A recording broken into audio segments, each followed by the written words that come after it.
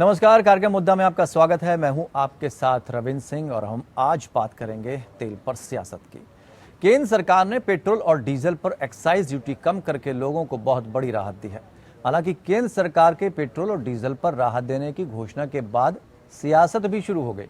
कांग्रेस ने जहां केंद्र सरकार के इस फैसले को धोखा बताया, वहीं बीजेपी ने विपक्ष शासित राज्य सरकारों को पेट्रोल और डीजल के दाम कम करने की नसीहत दी है। देश में पेट्रोल डीजल पर एक्साइज ड्यूटी कम करने के ऐलान के बाद कांग्रेस लगातार केंद्र सरकार पर हमलावर है। कांग्रेस ने बीजेपी पर चालबाजी के जरिए भ्रम पैदा करने का आरोप लगाया। कांग्रेस ने कहा कि लोग रिकॉर्ड महंगाई से वास्तविक राहत पाने के हकदार हैं। कांग्रेस के पूर्व प्रमुख राहुल गांधी ने एक ट्वीट के जरिए 1 मई 2020 और संशोधित पेट्रोल के दामों की तुलना की। उन्होंने कहा कि सरकार को लोगों को मूर्ख बनाना बंद कर देना चाहिए। कांग्रेस नेता रणदीप सुरजेवाला ने ट्वीट किया, वित्त मंत्री जी, आज पेट्रोल की कीमत 105 रुपए 41 पैसे प्रति लीटर है। आपने कहा कि कीमतें 9 रुपए 50 पैसे प्रति लीटर कम होंगी। 21 मार्च 2022 यानी 60 दिनों पहले पेट्रोल की कीमत 95 रुपए 41 पैसे थी। 60 दिनों में आपने पेट्रोल की कीमतें 10 रुपए प्रति लीटर बढ़ा दी और अब 9 रुपए 50 पैसे प्रति लीटर कम कर दी। तो लोगों को मूर्ख मत बनाओ। अगले ट्वीट में उन्होंने लिखा कि जनता को कितना बेवकूफ बनाएंगे। आज डीजल की कीमत 96 रुपए 67 पैसे प्रति लीटर है। आज आपने डीजल की कीमत 7 रुपए कम की। 21 मार्च 2022 को सिर्फ 60 दिन पहले डीजल की कीमत 86 रुपए 67 पैसे प्रति लीटर थी। 60 दिन में आपने पहले डीजल की कीमत 10 रुपए लीटर बढ़ा दी और अब 7 रुपए प्रति लीटर घटा दी। क्या फायदा? वहीं ईंधन की कमी पर भी निशाना साधा।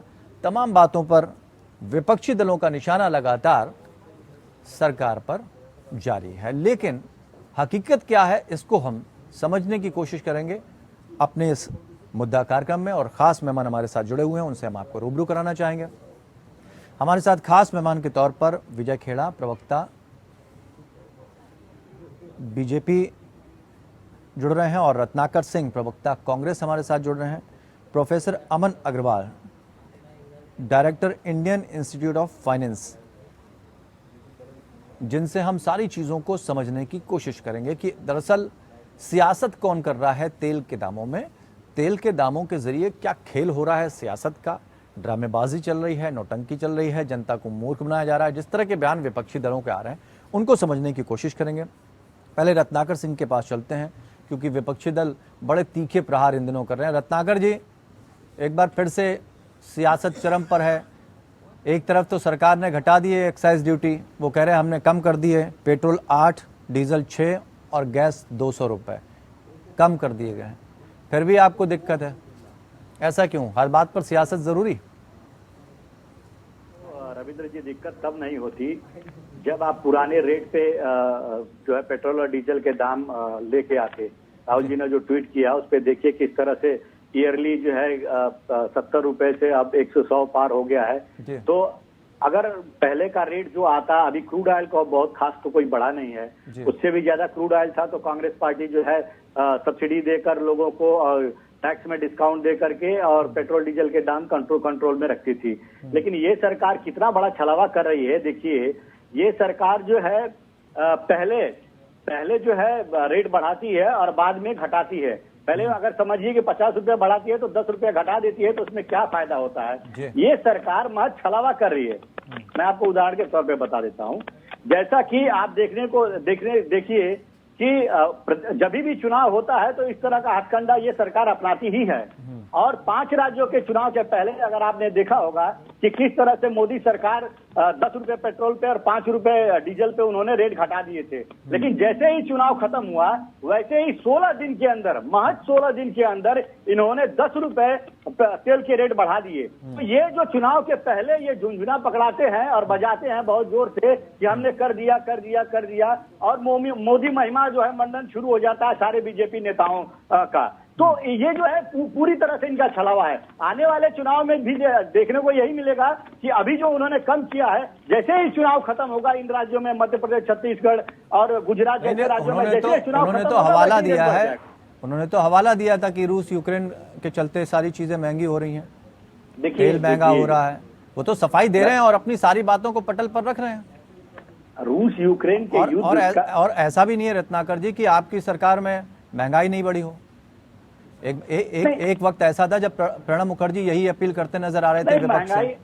आज महंगाई बढ़ी थी, हमारे सरकारों में भी महंगाई बढ़ी थी, लेकिन रिकॉर्ड महंगाई कभी, ऑल टाइम हाई महंगाई कभी नहीं बढ़ी थी। आप अगर देख लीजिए तो थोक जो है महंगाई वो 15% पार हो चुकी है और खुदरा महंगाई जो 8% पार हो चुकी है। तो चीजों कोविड के बाद ही देख लीजिए हर वस्तु का दाम 1.5 गुना से 2 गुना हो गया है। तो हमारे यहाँ पे इस तरह की महंगाई नहीं होती थी। हमारे यहाँ 5 रुपया अगर 10 रुपया अगर गैस के दाम बढ़ते थे, ये भाजपा वाले तांडव करने लगते थे रोड पर। हमारे यहाँ से क्या मतलब है? मतलब हमारे यहाँ मतलब जब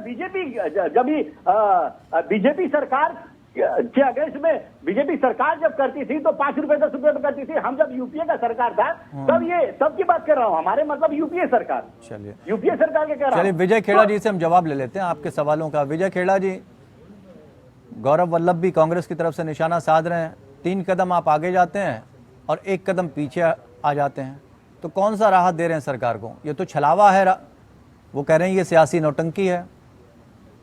अभी सुरजेवाला जी कह रहे थे 27 लाख करोड़ टैक्स बाकी हिसाब मांग रहे थे कि आया आपके पास, ये आपने कहाँ गया? उनका जवाब पहले एक लाइन में मैं दे लेता हूँ। जब यूपीए सरकार गई थी तो $900 मिलियन ईरान का कर्जा छोड़ के गई थी हमारे ऊपर। $900 मिलियन आई एम सेइंग। एक बात, इनका उधार तो हमको देना था ना, फिर कैसे देंगे? आप तो छोड़ के चले गए। $1-8 लाख होता, $2-4 लाख। आप $900 मिलियन का हिसाब दीजिए, कहाँ चला गया? क्यों नहीं दे पाए आप उसको? रखे रहे, खर्चा करते रहे, लुटाते रहे।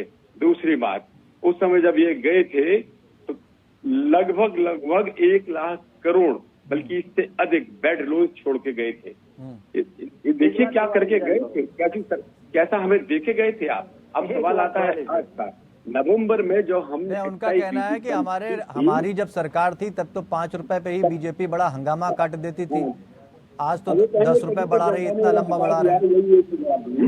जी जनता ने इसी हटा दिया। आप क्या कर रहे हैं, हम क्या कर रहे हैं, वो तो हम दोबारा आ गए। लेकिन एक बात फिर आप जो अभी कह रहे थे उसका भी सुन लीजिएगा कि घटा देते हैं, बढ़ा देते हैं।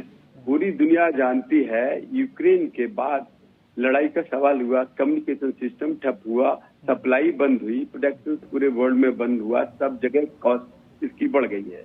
इसके बावजूद भी इस बात की व्यवस्था करी हमने कि इस वर्ष महंगाई 7 से ऊपर न जा सके, उसके लिए हमने डीजल के दाम भी घटाए, पेट्रोल के दाम भी घटाए। हमने जो रिलीफ दे रहे थे हम गैस के ऊपर 200 रुपया, वो हमने 9 करोड़ लोगों के लिए हटाया। हर महीने मिलेंगे उनको, 12 साल में मिलेंगे, वो भी हमने घटाया। उससे कोई दिक्कत नहीं। वो कह रहे हैं जिस तरह से आप बढ़ाते हैं और फिर उसके बाद जो महिमा मंडन होता है उससे बड़ी तकलीफ हो जाती है कि 3 कदम आगे 1 कदम पीछे। ऐसी स्थिति जब कांग्रेस के टाइम पर बनती थी तो कांग्रेस के लोग ये कहते थे कि भाई आप सत्ता छोड़ दीजिए। अगर आज यही सवाल वो भी आपसे कहें कि सत्ता छोड़ दीजिए तो कैसा लगेगा? इनका सुन लीजिएगा साहब सवाल। यहाँ दे लीजिएगा, रत्नाकर जी आ रहे हैं, रत्नाकर जी आ रहे हैं, दे लीजिएगा। देखिए, क्योंकि इम्पोर्टेंट बात है, अभी आपने जो लगाया चार्ट गौरव जी, वो सुन लीजिएगा जी। जो नॉन बीजेपी सरकारें हैं उनकी स्थिति ये है कि 4 का खाली इम्तान दे देते, वैसे तो बहुत सारी दे सकते हैं। महाराष्ट्र में जो 111 बेच रहे हैं और बीजेपी की सरकार, कोई भी सरकार में कहीं भी हम 96-97 से ऊपर नहीं भेज रहे। 111, 107 केरल में बेच रहे हैं, 108 अभी जो अपील आपने 109 तेलंगाना में, 106 बंगाल में, हमने कहीं। विजय खेड़ा जी, अभी आपने जो विपक्षी दलों से अपील की है कि वैट घटा दें तो कुछ कम हो जाएंगे, क्या आपके कोई ऐसे राज्य हैं जिन्होंने वर्तमान में कीमतें घटाई हों? हमारे तो पहले घटे हैं, अब आपको अभी दिखाते कितने घटे हुए हैं। तो जमीन आसमान के अंतर से घटे हुए हमारे। तो ये बात जी ये सुनिए आप, ठीक है, मेरे बात सुनिए ना। उत्तर प्रदेश में हम तो पहले ही 96 दे रहे थे, तो हम तो पहले ही 89 दे रहे। कहीं पर हमने तो, कहीं पर हमारा इनसे तो बहुत कम है, कहीं 5 रुपया, कहीं 7 रुपया, कहीं 8 रुपया, हर जगह कम है। एक आध स्टेट। रत्नाकर जी जवाब दीजिए, बहुत गंभीर आरोप लगा रहे हैं, कह रहे कि उनकी सरकारों में तो पहले से ही कम है, आप लोग कम करना ही नहीं चाहते। आपकी जहाँ सरकारें कम क्यों नहीं करते? बताइए हमारी जनता पार्टी मूल जो मुद्दा है उस पे देखिए, मूल ये चीज है उसके कि महंगाई कितनी गुना बढ़ गई है। आप जो पेट्रोल 70 रुपए, पहले उस बात का जवाब दीजिए ना, पहले ये जवाब दीजिए जो उन्होंने पूछा है खेरा जी ने कि आपके राज्य में कहाँ कम किए गए, उनकी राज्य की सरकारों ने तो कम किए। दे रहा हूँ, आ रहा हूँ मैं उसी पे, बात करो। गाड़ी की सरकार 7-8 रुपया ज्यादा हर स्टेट में, हर सुनिए तो सुनिए, कहाँ का आंकड़ा लेके आते हैं आप? मध्य प्रदेश का जरा जाके देखिए। सुनिए रविंद्र जी, मैं इनको बताता हूँ, देखिए सुनिए, ये तो कह रहे थे कि हम जो है वैट नहीं घटाते। अभी शायद इनको जानकारी नहीं है, यहाँ पे पता नहीं कौन सा आंकड़ा लेके आते हैं। महाविकास अघाड़ी की सरकार जो है, कांग्रेस की सरकार है यहाँ पे महाराष्ट्र में, 2 रुपये उन्होंने पेट्रोल पे और 1.5 रुपये डीजल पे वैट कम कर दिया है। विजय जी आ रहे हैं आपके पास, आ रहे हैं विजय जी, आएंगे। ये आपको नहीं दिख रहा है? ठीक, 1.5 रुपया डीजल पे और 2 रुपया वैट कम कर दिया है महाविकास अघाड़ी की सरकार ने महाराष्ट्र में। ये देखिए जरा। और दूसरी चीज ये कह रहे थे ऑयल बांड का रोना रो रहे थे। मैं ठीक है, हकीकत जान लेते हैं, हकीकत जान लेते हैं। आप दोनों की बात हमने सुन ली। अब जरा प्रोफेसर अमन अग्रवाल के पास चलते हैं जो कि डायरेक्टर हैं इंडियन इंस्टीट्यूट ऑफ फाइनेंस के।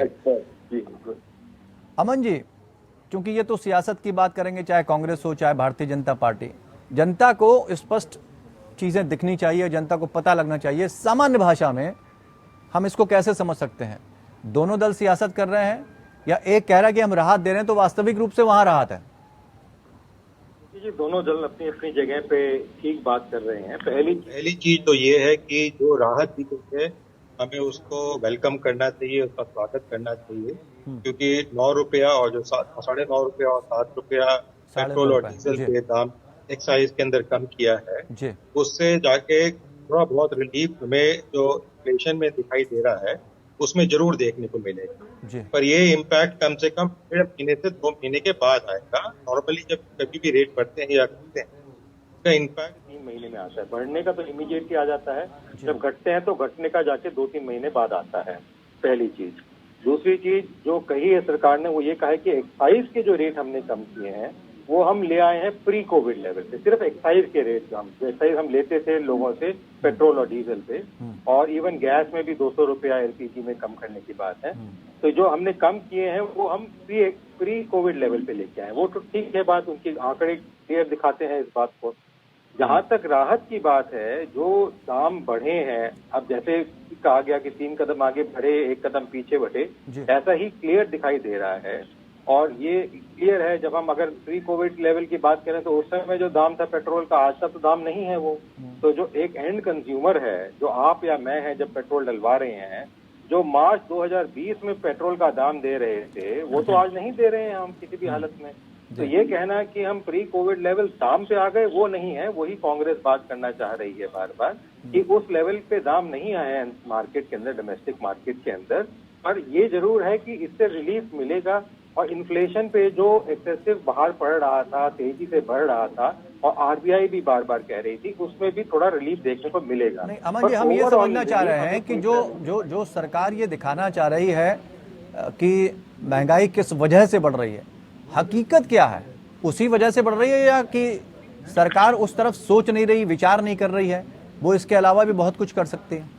नहीं, मेरे विचार में पहली बात तो सरकार के और बहुत सारे माध्यम है करने के लिए, और मैं इस पर भी आपको बता दूंगा। पहली चीज सरकार कर रही है, इसीलिए दाम कम किए गए एक्साइज में, इसीलिए प्रधानमंत्री ने चीफ मिनिस्टर के साथ मीटिंग करके उसमें भी इस बात को रखा गया। IMF में जब मीटिंग हुई अप्रैल में, जब निर्मला सीतारमण जी वापिस आई, यानी विपक्ष का ये आरोप कहीं ना कहीं गलत है कि सरकार सिर्फ हवा हवाई बातें नहीं कर रही है। लेकिन रत्नाकर जी, सवाल वहीं आकर खड़ा करता कि अब तो चूंकि हमने एक्सपर्ट के जरिए भी आपको बता दिया कि सरकार प्रयासरत है, ऐसा नहीं कि उसकी नीति में, नियत में खोट हो, उस पर अब भी आप सवाल खड़े कर रहे हैं, तो फिर सवाल आप पे भी खड़े होंगे कि आप अपने अपने राज्यों में ऐसा क्यों नहीं कर रहे हैं? सिर्फ सवाल उठाने से चीजें थोड़ी ना सुलझ जाएंगी। देखिए रविंद्र जी, सबसे पहला चीज मैं ये कहूंगा कि जो सवाल उठा रहे हैं भारतीय जनता पार्टी के लोग कि हम अपने राज्य में क्यों नहीं कर रहे हैं, हमने अपने राज्यों में किया है। अभी महाविकास आघाड़ी की सरकार यहाँ पे कांग्रेस है जिसमें, वहां पे तो किया ही है। लेकिन सबसे बड़ा प्रश्न ये है कि आज जो भारतीय जनता पार्टी सरकार है, जो टैक्स वसूलती है एक्साइज के रूप में तेल पे, तो 28 लाख करोड़ जो है ये टैक्स वसूल चुकी है इन 8 सालों के दौरान। और अभी तक वो राज्यों के जो जीएसटी बाकी है सेंट्रल गवर्नमेंट के पास, वो है 78,000 करोड़। तो वो क्यों नहीं रिलीज कर रही है? अगर वो रिलीज करेगी तो जरूर हम कुछ न कुछ और रियायत देने की कोशिश करेंगे। और एक चीज कहना चाहूंगा, ये जो सेंट्रल एक्साइज ड्यूटी इन्होंने जो कम किया है, वो देखिए उसमें एक 59% जो है वो टैक्स है वो सेंट्रल गवर्नमेंट को जाता है और 41% जो टैक्स है वो राज्य को जाता है। तो कहीं ना कहीं राज्य भी कंट्रीब्यूट तो कर ही रहा है ना, फिर उसमें प्रश्न उठाने की क्या बात है? देखिए इनकी नीयत में खोट है। मैं और एक चीज कहना चाहूंगा, 10 सेकंड दीजिएगा खाली। मैं इस तरह से मैं इनको बताना चाहूंगा नीयत में इनकी किस तरह से खोट है कि ये राशन पे शासन करने वाले लोग हैं। जब चुनाव से पहले ये कहते हैं कि हम मुफ्त राशन बांट रहे हैं, हम लोगों को राहत पहुंचा रहे हैं, 80 करोड़ लोगों को हमने राशन पहुंचाया है, लेकिन आज की परिस्थिति देख लीजिए, इन्होंने राशन कार्ड जब्त करने की प्रक्रिया शुरू कर दी है और कहा है कि जो राशन कार्ड वापस नहीं करेंगे उनके घर में कुर्की होगी और वो वसूली की जाएगी। और वो राशन कार्ड देखिए वो क्राइटेरिया क्या इन्होंने बनाया है, बड़ी चालाकी से तैयार किया है इन्होंने। क्राइटेरिया ये बनाया है कि जिसके पास घर होगा, मोटरसाइकिल होगा, भैंस होगा, जमीन होगा, गाड़ी होगा, टीवी होगा, उनको राशन नहीं मिलेगा, वो राशन के एलिजिबल नहीं होंगे। तो ये राशन पे शासन करने वाली सरकार चुनाव के पहले जो है वो राशन मुफ्त बांटती है और चुनाव में जैसे ही जीत जाती है वैसे राशन कार्ड तक छीनने का काम करती है। तो ये तो है इनकी नीयत और नीति। तो किस प्रकार ये जनता को छल रहे हैं ये आप देख सकते हैं। विजय जी रत्नाकर जी कहना चाह रहे हैं, जो सुप्रिया सूले ने भी सवाल खड़े किए थे कि ₹1.40 पेट्रोल पर और ₹1.80 डीजल पर राज्य सरकारों से साझा किया जाता है, लेकिन बाकी जो फ्यूल का जो पैसा है वो केंद्र सरकार के पास जाता है। दूसरी तरफ जीएसटी की भी बात करी रत्नाकर जी ने, तो इन चीजों पर दोहरी नीति क्यों? टेक्निकल बातों का जवाब तभी आपके पास विशेषज्ञ बैठे हैं, ये फैसला कर भी देंगे और अच्छी तरह से अग्रवाल साहब बता भी देंगे। लेकिन इनकी बातों का जो मुख्य जवाब देना है, कभी कह रहे राशन पर शासन, अरे भाई वो नकली तुम्हारे करोड़ों राशन कार्ड बंद कर दिए ना हमने, अपनी बात जो बिजलियों का माल का। अरे एक सेकंड सुनिए आप पहले, अब सुन लीजिए आप। राशन पर रत्नाकर जी आएंगे, उन्हें सुन लें, आपकी बात का जवाब दे रहे हैं वो। एक मिनट, स्कूटी पे शासन तो नहीं कर रहे ना, झूठ बोल के स्कूटी बांटेंगे हम, वो तो नहीं कर रहे ना हम। आपके नेता करते हैं सब काम, हम तो राशन कार्ड सही कर दिया। आप कह रहे कार वालों को तो नहीं देंगे, 2 मोटरसाइकिलें नहीं देंगे, कर लो आप जो मर्जी करना है, जितना जुलूस निकाल लो, इनको आप बांटो जाओ कार वालों को राशन, हम नहीं बांटेंगे फ्री राशन और सस्ता राशन, समझ गए? हम गरीबों को ही देंगे और जितने घटिया राशन कार्ड है, झूठे हैं, सब बंद कर देंगे। आप जिस चक्कर में वोट की जो राजनीति करोगे वो हम नहीं करेंगे, ना होने देंगे। दूसरी बात, आप रेट की बात कर रहे हैं, आज के रेट सुन लीजिएगा, बस 1 सेकंड भी मुझे नहीं लगेंगे, 10 सेकंड। राजस्थान 108 पेट्रोल की बात कर रहा हूँ, केरल 107, बंगाल 106, तेलंगाना 109, महाराष्ट्र 111 और हमारे उत्तर प्रदेश में 96, सुनिए, हरियाणा में 97 और कर्नाटक में 101। दूसरा सुन लीजिए आप, डीजल 93 राजस्थान, 96 केरल, 92 बंगाल, 97 तेलंगाना, ये हालत है आपकी। 97 महाराष्ट्र और हमारे यहाँ कितना है? 90 से भी नीचे, 90 क्या बात करते हो आप? किस दुनिया में जी रहे हो? क्यों झूठा बरगला रहे?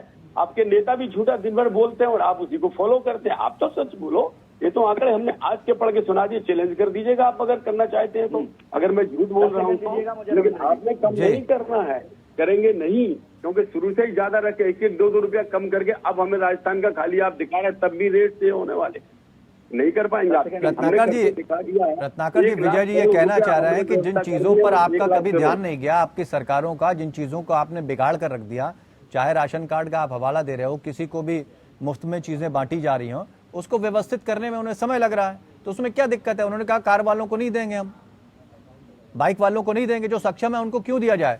भाई एक वक्त था जब राजीव गांधी जी खुद, स्वर्गीय राजीव गांधी कहते थे, जो अपने वर्तमान समय में जब वो थे, तो उन्होंने कहा था कि 1 रुपया चलता है 10 पैसा पहुंचता है।